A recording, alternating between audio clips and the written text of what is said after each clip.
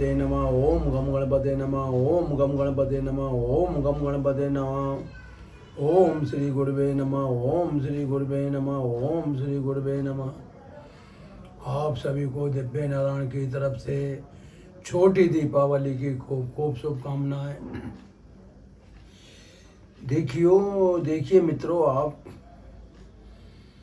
अपना ये जो समय है बहुत मूल्यवान है, और जैसे कि आज छोटी दीपावली है, देखिए हमारा जो कल्याण होता है वो नारायण के द्वारा होता है, और नारायण ने जो अपना रूप बनाया है वो गौओं के रूप में बनाया है। यानी गायों की जो व्यक्ति सेवा करता है वो कभी भी नरक रूपी जीवन में न सड़ता, न तपता है, और न जो है घोर कष्ट भोगता है।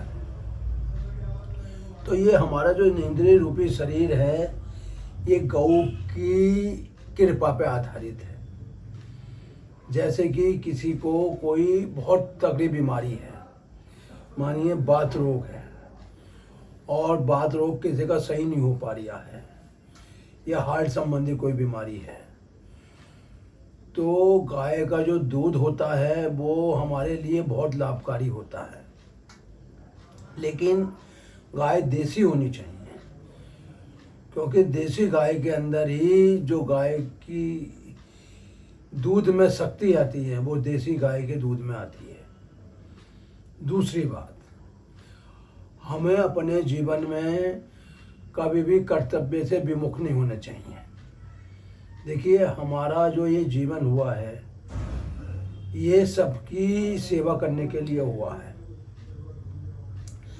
सर्वप्रथम अपनी माता पिता की सेवा, फिर गुरुजनों की सेवा, और उसके बाद जो है प्राणी मात्रों में जैसे कि गौ सेवा है, मछली सेवा है, कुत्ते की सेवा है, पक्षियों की सेवा है। इन्होंने हमें अपना सब कुछ दे दिया, यानी कि अपना आशीर्वाद या अपना जो भी जीवन का बलिदान है वो इन सब ने हमें दिया है।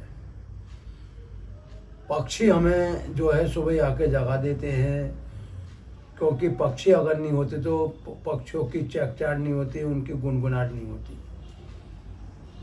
गाय हमारी धरती को थामे पड़ी है, क्योंकि जब तक धरती पर गाय रहेगी तब तक रोग हमारे अंदर प्रवेश नहीं करेंगे। तो मेरा सभी से ये कहना है कि आप लोग जो हैं गाय की बनी चीज़ों का ज़्यादा सेवन करें, क्योंकि गाय जो है स्वास्थ्य दृष्टि से भी हमारे लिए लाभकारी है। गाय का जो कंडा होता है, और हम रोज़ उस पर लोबान और गूगल और थोड़ा गाय का घी, थोड़े चावल, थोड़े जौ, इन सबसे मिश्रण को रोज़ अगर हम आहुति अपने घर में देते हैं तो हमारे घर के अंदर से नकारात्मक ऊर्जा निकल जाती है। इसीलिए हमारी जो ये प्राण शक्ति है उन सभी पे आधारित है, उन सभी का योगदान हमारे जीवन में है, जो इस सृष्टि पे ईश्वर ने जिन्हें पैदा करा है। आइए थोड़ा योग अभ्यास कर लें, क्योंकि दीपावली का ये शुभ अवसर जो है शक्तियों से भरा जो है उत्सव माना जाता है। देखिए इन दिनों में इतनी शक्तियाँ आती हैं, अगर हम दीपावली के दिन महालक्ष्मी जी का जाप करें, और कोई बहुत बड़ा जाप नहीं है, सिर्फ अगर हम उनसे यही कहेंगे, हे महालक्ष्मी माँ आप हम पर कृपा करो, ओम महालक्ष्मी जय विद्महे विष्णु पत्नी जय धीमहि तन्नो लक्ष्मी प्रचोदयात्। इस मंत्र का अगर हम दीपावली के दिन जाप करेंगे तो हमारे घर के अंदर सुख संपत्ति बढ़ेगी, यश बढ़ेगा, कीर्ति बढ़ेगी। देखिए जो हमारी ये सांसें हैं ये हमारे लिए समझ लीजिए ईश्वर का वरदान है, और ये सांसें प्रत्येक व्यक्ति के, प्रत्येक जीवधारी के शरीर के अंदर वास करती है। यानी सांसों का काम है शरीर को पवित्र बना के रखना। वो कैसे बनता है? जब हम नासिका के द्वारा लंबी गहरी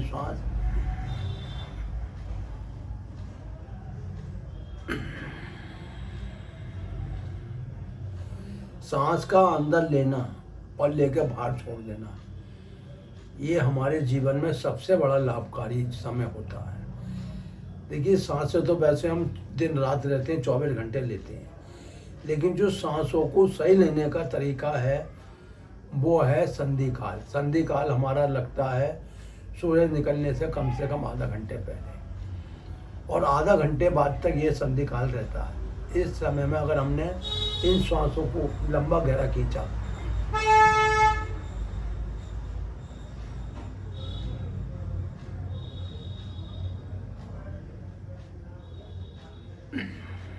और छोड़ा,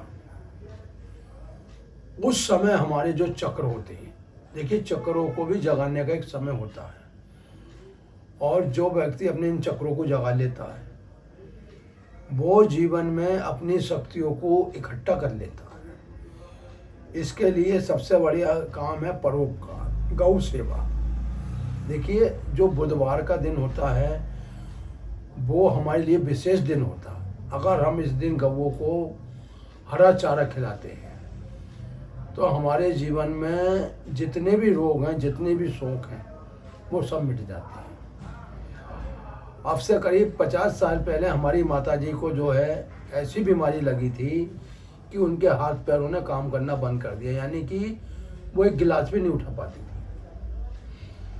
उस जमाने में हमारे पिताजी जी एक गाय लाए थे 50 रुपए की, अब से 50 साल पहले, और गाय इतनी बढ़िया थी, वो रोज का 10 से 12 किलो दूध देती थी।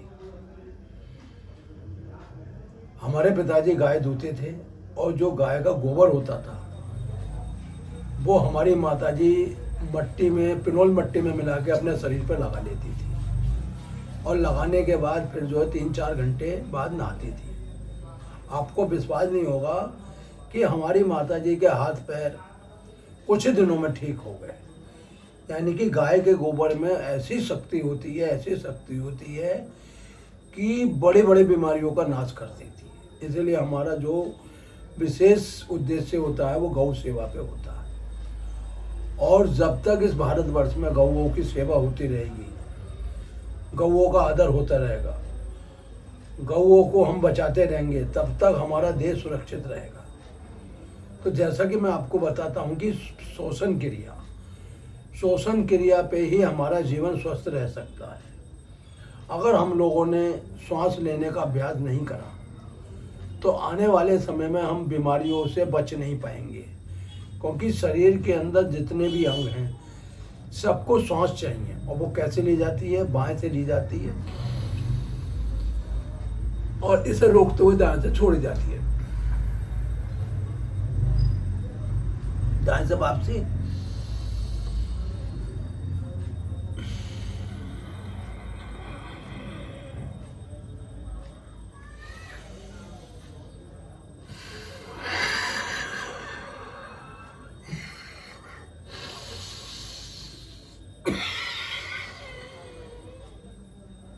सांस लेने से हमारी जितनी भी ग्रंथि हैं, पाचन ग्रंथि, श्वास ग्रंथि, निद्रा ग्रंथि, स्वास्थ्य ग्रंथि, ये सारी ग्रंथियां अपने क्रम में बनी रहती हैं। यानी कि मनुष्य को नहीं पता मनुष्य के अंदर भगवान ने कितनी कितनी खूबी दी है। मनुष्य तो अपने को 2 हाथ पैर और आंख नाक वाला मतलब इंद्रियगत प्राणी मानता है, जबकि इन इंद्रियों को जो सहयोग दे रहा है वो हमारी प्राण शक्ति दे रही है। अगर हमने जिस दिन अपनी प्राण शक्ति को जगा लिया उस दिन हमारा मनुष्य जीवन बहुत ऊंचाई पर पहुंच जाए। और इसके लिए जैसा कि मैं आपको बताता हूं कि प्राणों को भरना, रोकना और छोड़ना, यानी कि जो श्वास को है वो लंबा अंदर खींच लेना चाहिए। कैसे लेना चाहिए? बाएं से लंबा गहरा,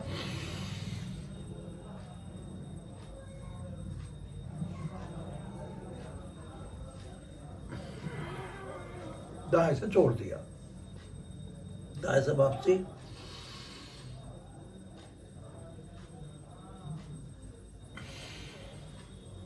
बाएं नाड़ी से निकाल दिया। देखिए बाएं और दाएं नाड़ी का मतलब क्या होता है?